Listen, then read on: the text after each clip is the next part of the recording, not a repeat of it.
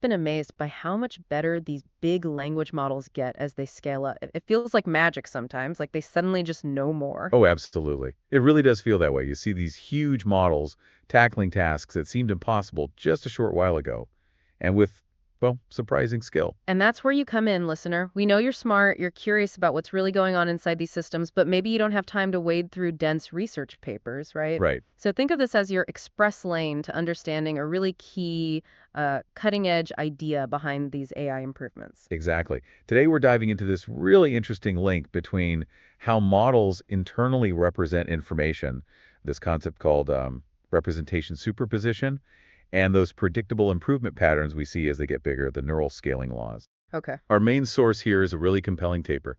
Superposition yields robust neural scaling, plus some extra notes to round things out. It gives us both the empirical side, what they observed, and a theoretical angle. So we know bigger models work better. That's kind of the baseline observation. But today we're really digging into the why, focusing on this superposition idea. Our mission basically is to unpack the mechanics behind LLM scaling. And honestly, this research has some angles that really made me think, okay, let's get into it. So the big observation driving all this LLM progress is pretty simple, empirically speaking. Bigger models just do better. More parameters, more data, more compute. Right. And you consistently see better performance across all sorts of tasks.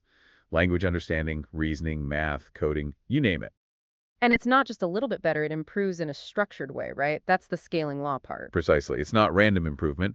These gains follow patterns, which we call neural scaling laws. Often the model's error, the loss, goes down following a power law as the model size increases. Like a predictable recipe. Add more ingredients, get a predictably better result. Yeah, something like that. It's remarkably consistent. But that's the puzzle, isn't it? Why do these simple, almost universal patterns pop out of systems that are just incredibly complex? Millions, billions of parameters. That is the core question researchers have been wrestling with. There have been several ideas. Some thought maybe larger models are just better function approximators, capturing the complex math behind the data. Or the structure of the data itself. Right, or that. Others focused on the idea that bigger models can learn, let's say, more sophisticated internal concepts or skills, better representations. But those earlier explanations weren't perfect, were they? They had limitations. They did. One issue was sensitivity. Some theories seemed very dependent on the exact type of data used for training. Change the data distribution slightly, and the predicted scaling might change quite a bit. Ah, okay. And it wasn't always totally clear how these abstract ideas actually, manifested inside a real LLM. Got it. So useful starting points, but maybe missing a key piece. And that missing piece might be this idea of superposition. That's where this newer research comes in, yeah. The argument is that how these models represent the vast amounts of information they learn is actually a critical bottleneck. And that leads directly to superposition. Superposition. Okay, it sounds complex. What does it mean in this LLM context? Not quantum physics, I assume. Ha, no, not quantum physics here. In this context, superposition means the model manages to represent significantly more features or concepts than you'd expect just by looking at the number of neurons of its hidden layers, the dimensionality or width. Okay. Think of it like packing for a long trip with only a small suitcase. You have to get really clever about folding, rolling, maybe overlapping items to fit everything in. That's a great analogy. So the LLM is sort of compressing or overlapping knowledge representations to fit more in. That's the core idea. Earlier work kind of assumed something maybe called weak superposition, a little bit of overlap perhaps, but not a defining feature. Right. But this paper argues that actual LLMs operate in a strong superposition regime. The overlap isn't just present, it's significant, and it's potentially why they scale so well. That's a really key innovative claim here. Okay, interesting. So to study this properly, they couldn't just use a giant LLM, right? They built a simplified model. Exactly. They built a toy model. The beauty of a toy model is stripping away complexity to isolate the core principles you want to study. Here, it was superposition and data structure effects on scaling. Makes sense. So this toy model was built around two main ideas. One, it had more features it needed to learn than dimensions available to represent them. And two, these features appeared with different frequencies in the data, some common, some rare. Like learning words, yeah. Some you use all the time, others almost never. Precisely. The model learned by trying to reconstruct data made from these hidden features. It has a key part, a weight matrix W, where each row, say we, is the model's internal code for a specific feature.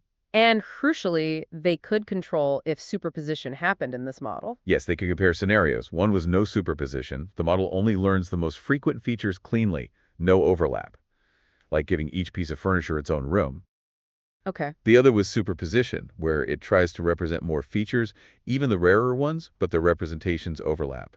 That's the clever packing analogy again. Got it. And how did they toggle that switch between weak and strong superposition? They used a standard machine learning techniques called weight decay. You can think of it as a kind of regularization pressure that encourages the model to be efficient with its representation weights. Ah, okay. In the toy model, tweaking the amount of weight decay acted like a knob. Low decay allowed or even encouraged strong superposition, lots of features overlapping. High decay pushed it towards weak superposition, fewer features represented, less overlap. Okay, so they have this toy model, they can control the superposition. What did they find? How did the model's learning, its loss reduction, change with size in these two regimes? Right, so in the weak superposition case, they found the scaling, how fast the error dropped as the model got bigger, was really sensitive to the feature frequencies in the data. If the frequencies follow a power law, the error tended to scale as a power law too. So performance improvement was directly tied to the data's statistical structure in that case. Exactly. But then in the strong superposition regime, things got really interesting, and this is a core innovation. The errors started scaling almost perfectly as adversely proportioned to the model dimension. A robust power law, exponent close to 1. Wow, okay. And the crucial part, this held true across a wide range of different feature frequency distributions. The scaling became robust, largely independent of the data specifics. That's huge. So strong superposition seems to unlock this very reliable, predictable scaling, almost regardless of what exact data it's learning. Why? What's the explanation? They offer a really elegant geometric explanation. It comes down to the properties of high-dimensional spaces. When you force many vectors, representing features, into a lower dimensional space. The model's hidden layer. Right, the interference between them, the squared overlaps, naturally starts to scale inversely with the dimension of that space. It's a mathematical consequence of packing things tightly. That's the ha moment then. The act of squeezing things together via superposition inherently leads to this predictable scaling. That seems to be the core insight. Yeah, it suggests that the way LLMs have to operate, cramming vast knowledge into limited dimensions, naturally puts them into this strong superposition regime where scaling becomes robust. Okay, the toy model makes a strong case.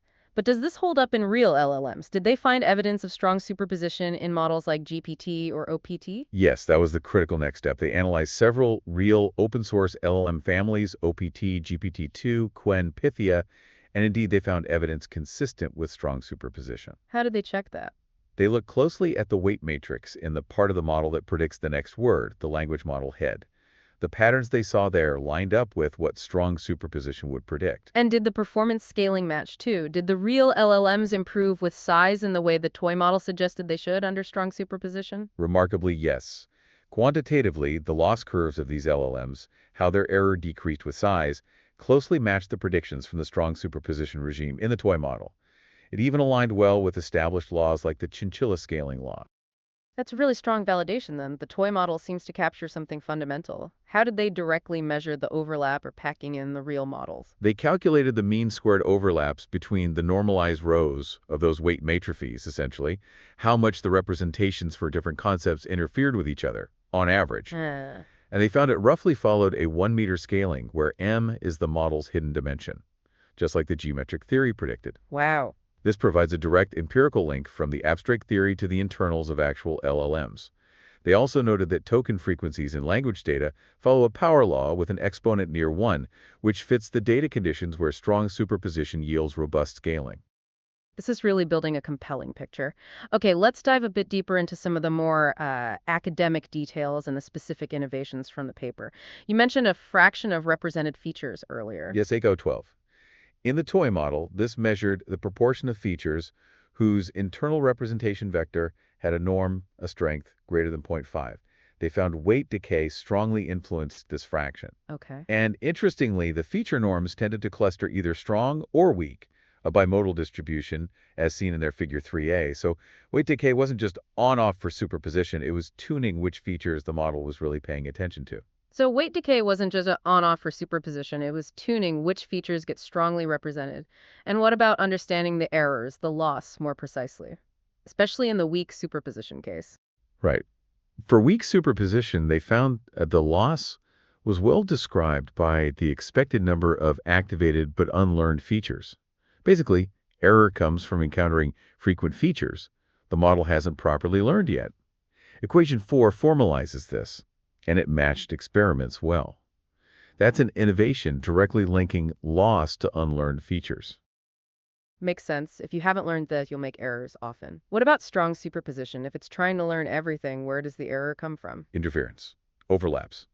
Because everything is packed so tightly, even representing one feature correctly involves some unavoidable overlap with others, causing small errors in reconstruction. The jostling furniture analogy again? Exactly. They even derived a theoretical lower bound on the maximum overlap, kappa, showing how it scales with dimension m, equation 5. And they're distinguished between strongly and weakly represented features even within strong superposition. Yes, features with representation norms above 1 were strongly represented, generally having smaller overlaps closer to that theoretical minimum.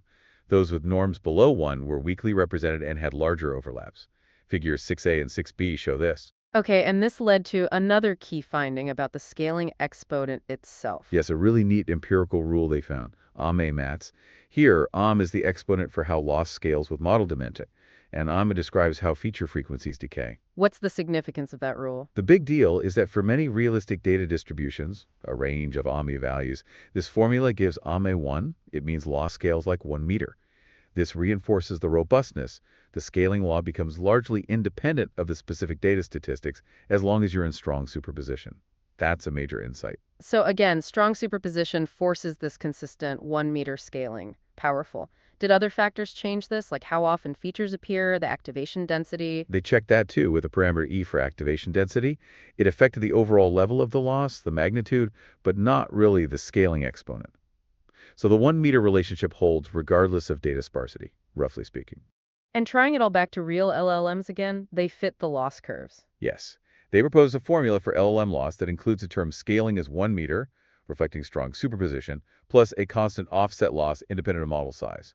This formula fit the actual loss curves of LLMs very well, equation 8, figure 8b. And the fitted exponent was near 1. Yes, the fitted on was close to 1, further supporting the whole framework. They also connected the dots between model dimension m and total parameters n, noting that empirically n grows roughly like m to the power of 2.5.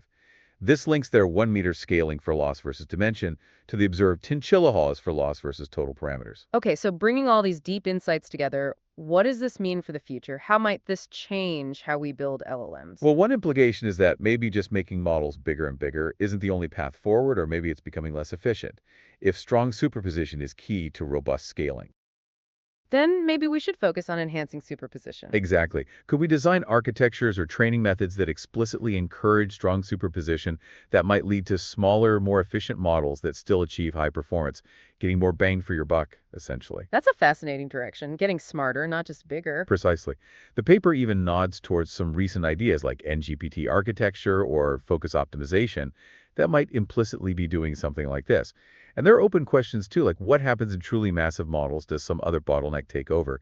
And how does superposition relate to those amazing emergent abilities we see? Lots to explore still. Okay, let's try to wrap this up. For our listener who's followed along this deep dive, what are the absolute key takeaways? I think the main thing is that representation superposition isn't just some obscure detail. It seems to be a core mechanism underpinning why LLMs scale so predictably well. This idea of efficiently packing features geometrically leads to robust improvement. The innovation is really in understanding why scaling works through this superposition lens.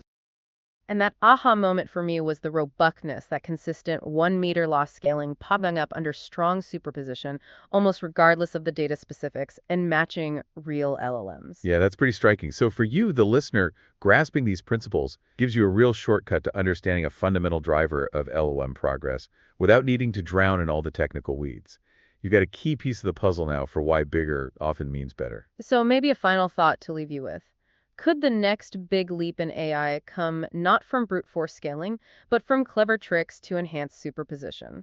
Finding smarter ways to pack that knowledge, definitely something to mull over regarding where AI development is headed. It certainly shifts the perspective, and hopefully, insights like these, understanding superposition better, will help us build not just more capable AI, but perhaps more efficient and understandable AI too.